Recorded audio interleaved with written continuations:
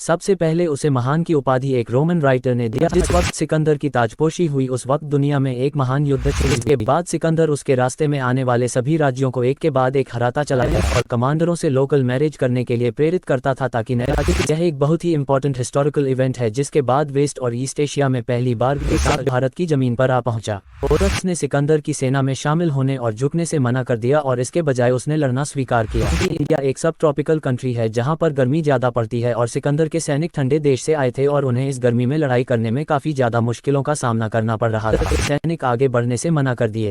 Indian subcontinent में पहली बार सोने के सिक्कों का प्रयोग छोटे पैमाने पर भी ग्रीक्स के आने के बाद ही देखने को मिला। का नाम ब्यूसेफेला था जो कि सिकंदर के घोड़े के नाम पर रखा गया था जो युद्ध में शहीद हो गया था।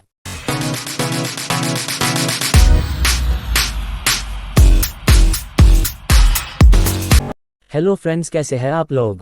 Welcome to our channel the Darvesh. आज हम आपको हिस्ट्री के पन्नों से एक इम्पोर्टेंट हिस्टोरिकल पर्सनैलिटी और उससे जुड़ी हुई कुछ इंटरेस्टिंग हिस्टोरिकल फैक्ट्स से रूबरू करवाएंगे।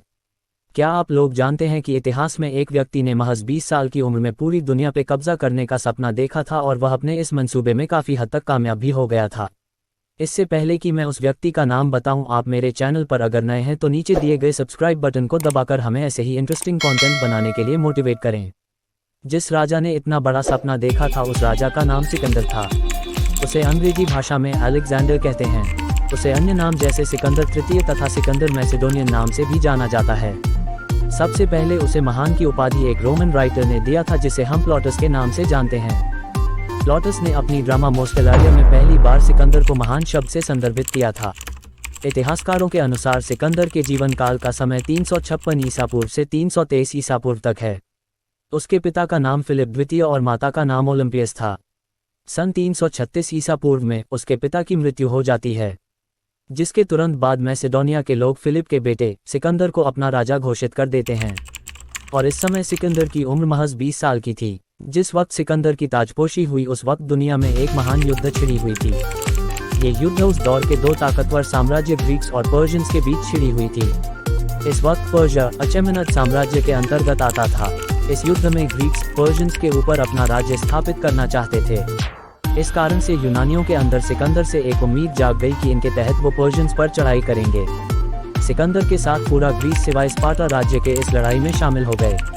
इसके बाद सिकंदर उसके रास्ते में आने वाले सभी राज्यों को एक के बाद एक हराता चला गया और उन्हें हराने के बाद वहां पर अपना राज्य स्थापित करके आगे बढ़ता चला गया।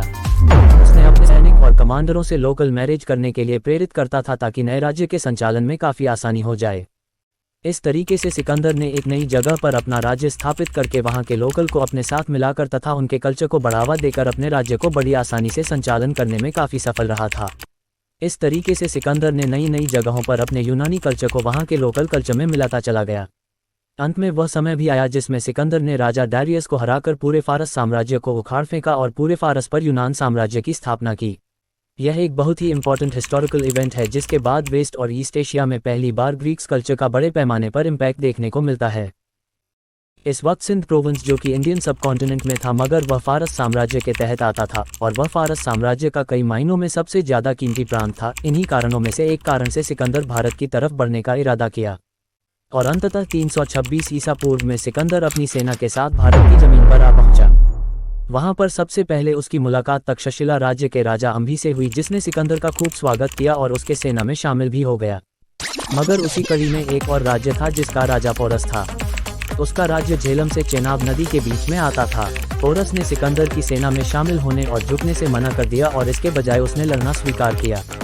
अंत में उसने बहुत ही बहादुरी से सिकंदर के खिलाफ लड़ाई लड़ी मगर इस लड़ाई में वह हार जाता है। इसे हम बैटल ऑफ झेलम या बैटल ऑफ विटिस्टा भी कहते हैं क्योंकि विटिस्टा झेलम नदी का प्राचीन नाम था। इस युद्ध को ग्रीक स्रोतों में बैटल ऑफ हाइडिस्ट भी कहा जाता है। हालांकि इस लड़ाई में पोरस सिकंदर के सैनिकों से हार जाता है मगर वह अपने बहादुर विचारों से सिकंदर के दिल पर जीत हासिल कर लेता है। इस लड़ाई को देखकर सिकंदर पोरस से बहुत इम्प्रेस हुआ जिसके बाद उसने उसको उसका राज्य सौंप दिया और उसको वहां पर अपना कमांडर बनाकर आगे बढ़ गया। जब वह 20 नदी पर पहुंचा तो उसके सैनिक आगे बढ़ने से मना करने लगे। सिकंदर के सैनिकों ने आगे बढ़ने से क्यों मना किया, इसके पीछे कई कारण हो सकते हैं मगर कुछ प्रमुख कारण ये हैं। सबसे पहला कारण इंडिया का जियोग्राफिकल और एनवायरमेंटल कंडीशन। क्योंकि इंडिया एक सब ट्रॉपिकल कंट्री है जहां पर गर्मी ज़्यादा पड़ती है और सिकंदर के सैनिक ठंडे देश से आए थे और उन्हें इस गर्मी में लड़ाई करने में काफ़ी ज़्यादा मुश्किलों का सामना करना पड़ रहा था। दूसरा कारण ये था कि उसके सैनिक लगातार 10 सालों से एक लंबी लड़ाई लड़ रहे थे जिस कारण से वह काफ़ी ज़्यादा थक चुके थे। मगर इस थकान से भी ज़्यादा भारी उनके दिमाग में एक डर बनने लगा था, और यही डर उसके सैनिक के पीछे हटने का तीसरा कारण था। उस वक्त भारत में एक बहुत मजबूत राज्य मौजूद था जिसे हम नंदा साम्राज्य से जानते हैं, जो कि उस वक्त धनानंद राजा के अधीन था। इस साम्राज्य के ताकत के किस्से फारस साम्राज्य तक फैले हुए थे। इस ताकत का स्वाद सिकंदर ने भारत में घुसते ही सबसे पहले पोरस के हाथों चख लिया था।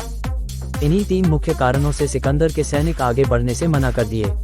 सिकंदर ने अपने सैनिकों से आगे बढ़ने के लिए उन पर काफ़ी ज़्यादा दबाव डाला, परंतु सैनिकों ने इनकार कर दिया। अंत में सिकंदर का ईस्ट एशिया को एक्सप्लोर करने का सपना पूरी तरह से खत्म हो गया। वह सिकंदर जिसने पूरी जिंदगी अपने सभी दुश्मनों को हराता गया मगर अंत में अपने ही लोगों के सामने हार गया। फिर भारतीय उपमहाद्वीप में जहां तक उसने अपना राज्य स्थापित किया था वहां पर कमांडर और एडमिनिस्ट्रेटर्स को एस्टैब्लिश करके वह इंडस नदी के रास्ते से होते हुए अरेबियन सी और फिर पर्शियन गल्फ से होते हुए इराक जा पहुंचा, जहां पर एक बहुत ही पॉपुलर शहर था जिसे हम बेबीलोन के नाम से जानते हैं। बेबीलोन शहर मेसोपोटामिया सभ्यता के अधीन था। आज भी हमारे पास इस शहर की लोकेशन की ऑथेंटिक प्रमाण नहीं है, मगर इतिहासकारों और पुरातत्वविदों की माने तो ये शहर आज के मौजूदा इराक देश में आता है। सिकंदर के वहां जाने के बाद 323 ईसा पूर्व में उसकी मौत हो जाती है।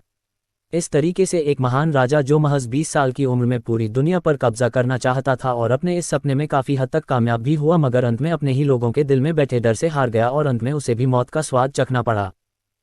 ये थी सिकंदर से जुड़ी कुछ इंपॉर्टेंट पॉलिटिकल फैक्ट्स। अब हम देखते हैं सिकंदर के भारत आने से जुड़ी कुछ दूसरे इंपॉर्टेंट फैक्ट्स। सिकंदर के भारत आने से इंडियन सबकॉन्टिनेंट के सोशियो इकोनॉमिकल सिचुएशन में कुछ इंपॉर्टेंट चेंजेस देखने को मिलते हैं। पहला इम्पैक्ट ये था कि पहली बार एंशिएंट ग्रीक्स और एंशिएंट इंडियंस का डायरेक्ट कांटेक्ट हुआ, जिससे भारत से यूरोप तक कारोबार काफ़ी बढ़ गया। दूसरा इम्पैक्ट ग्रीक और इंडियंस के नज़दीक आने से इंडो ग्रीक आर्ट का जन्म हुआ, जिसे हम हेलेनिक आर्ट कहते हैं, जो आगे चलकर पूरी तरीके से गांधारा स्कूल में विकसित हुआ, जो कि आज के मौजूदा अफगानिस्तान देश में आता है। और बाद में इस कला का इस्तेमाल बड़े पैमाने पर गौतम बुद्ध से जुड़ी मूर्तियां और शिल्प कलाओं में हुआ। इंडियन एस्ट्रोनॉमी के डेवलपमेंट में भी ग्रीक्स लोगों का योगदान था। ग्रीक्स लोगों ने इंडियन सबकॉन्टिनेंट में कुछ नए नगर भी बसाए थे, जिनमें से एक नगर का नाम ब्यूसेफेला था, जो कि सिकंदर के घोड़े के नाम पर रखा गया था, जो युद्ध में शहीद हो गया था। इंडियन सबकॉन्टिनेंट में पहली बार सोने के सिक्कों का प्रयोग छोटे पैमाने पर भी ग्रीक्स के आने के बाद ही देखने को मिला। ऐसे ही और भी कई सारे यूरोपियन असर हमें भारतीय समाज पर सिकंदर और उसके ग्रीक साथी के भारत आने के बाद देखने को मिलते हैं। तो फ्रेंड्स, ये था सिकंदर से जुड़ा हुआ कुछ इंपॉर्टेंट फैक्ट्स एंड इन्फॉर्मेटिक्स जो मैंने आपके सामने प्रस्तुत किया। यह वीडियो आपको कैसा लगा आप नीचे कमेंट बॉक्स में शेयर कर सकते हैं। अगर आपको यह वीडियो पसंद आया तो इस वीडियो को लाइक और शेयर करें, और अगर आप हमारे चैनल पर नए हैं तो चैनल को सब्सक्राइब करना ना भूलें।